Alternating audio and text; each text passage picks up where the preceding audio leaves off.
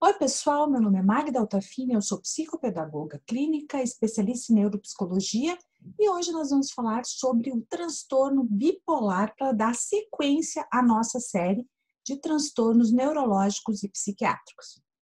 Bom, então nós vamos começar com os critérios diagnósticos.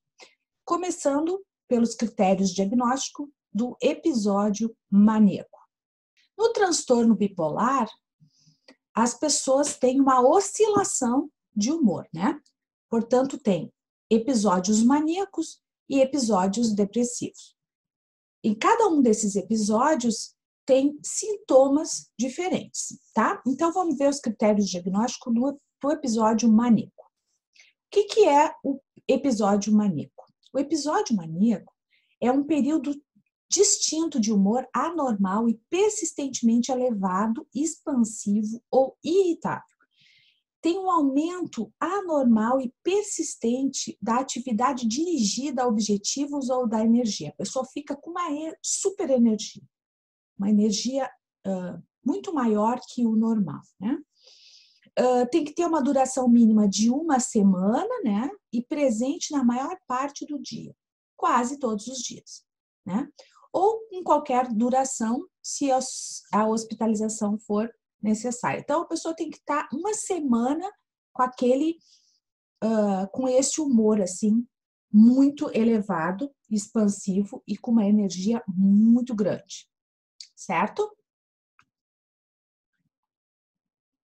Durante esse período de perturbação do humor e aumento de energia, e atividade, 3 dos seguintes sintomas, ou 4, né, se o humor é apenas irritável, estão presentes em grau significativo e representam uma mudança notável no comportamento habitual. Então, existe uma mudança que as pessoas conseguem observar, né, que é muito fácil de observar.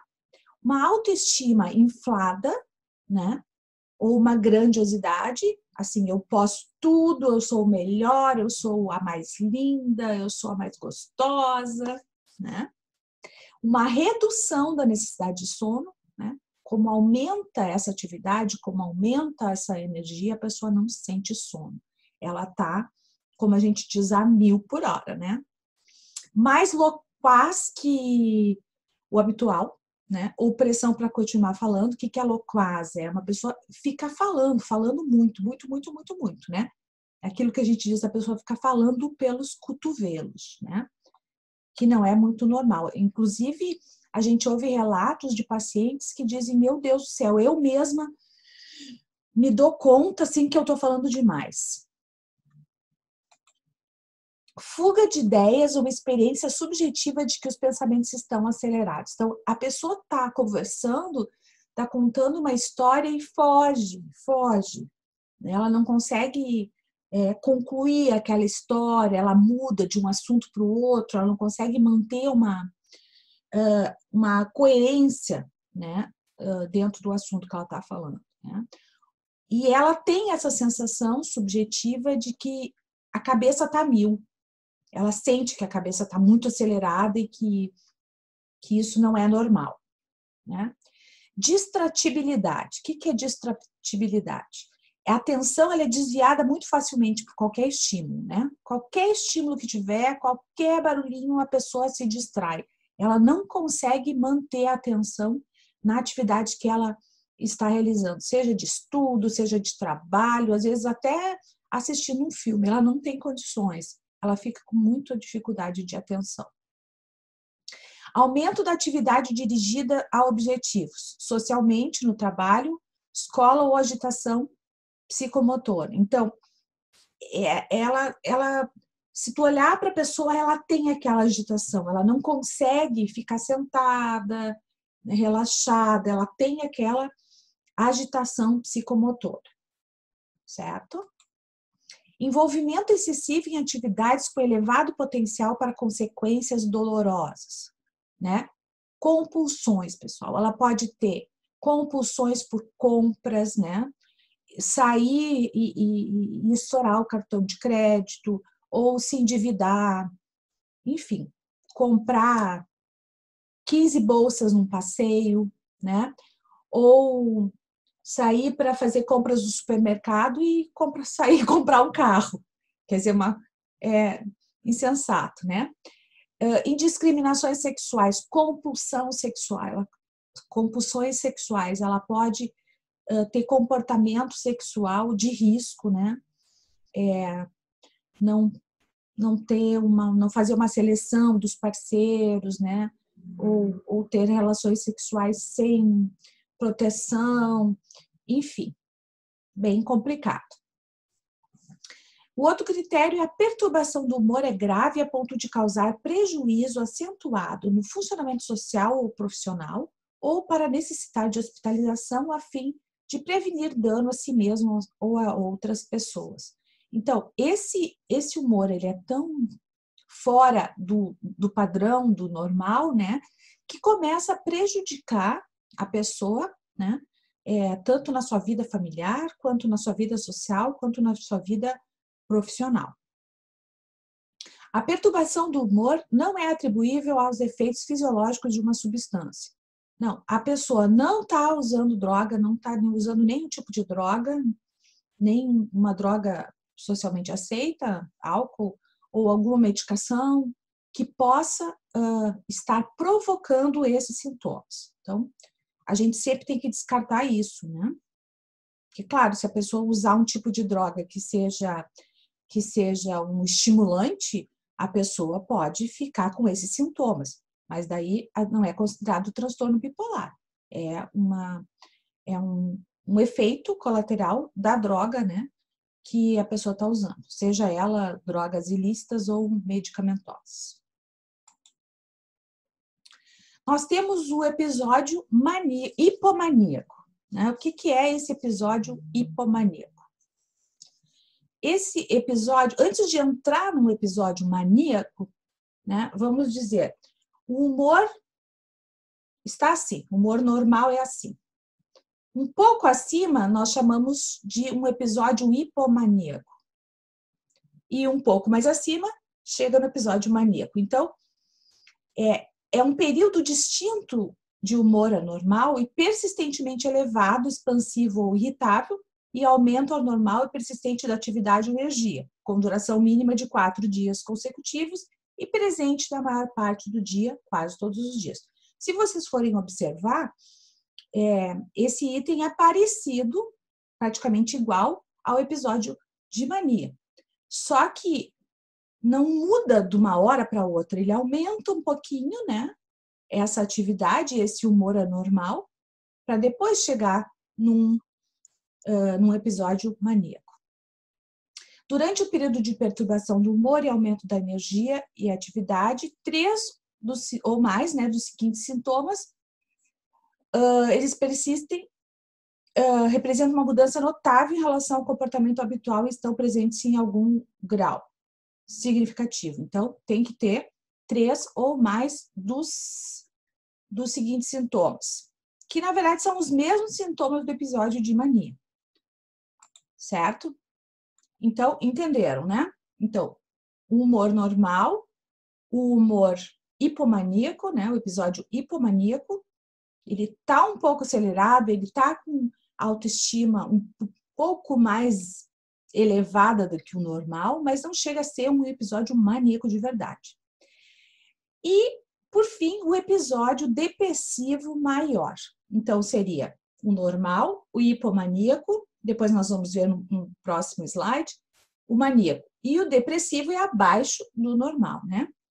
5 ou mais os seguintes sintomas estiveram presentes durante o mesmo período de 2 semanas e representam uma mudança em relação ao funcionamento anterior. Pelo menos um dos sintomas é o humor deprimido, né?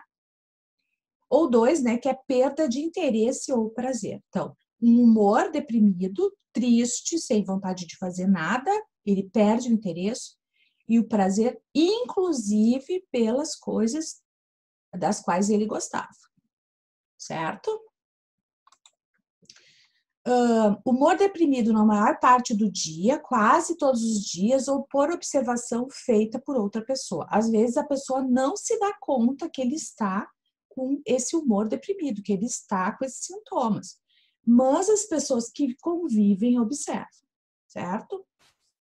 Acentuada diminuição de interesse ou prazer em todas ou quase todas as atividades, na maior parte do dia, quase todos os dias. Então, na maior parte do dia, quase todos os dias. Gente, é normal que se tenha um dia a gente não esteja muito disposto, que a gente esteja sem vontade de fazer, ainda mais nesses tempos aí, né, que a gente está em isolamento social. Mas isso tem que vir vários dias, né? Perda ou ganho significativo de peso sem estar fazendo dieta ou redução ou aumento no apetite quase todos os dias.